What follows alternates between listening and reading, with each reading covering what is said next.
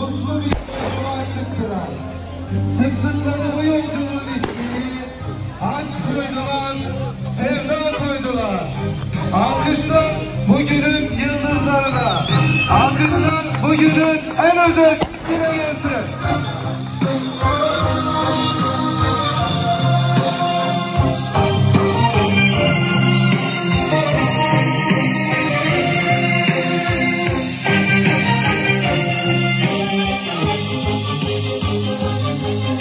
Ey gönlümün sol yarısı, aklıma koydum seni, aklım almadı.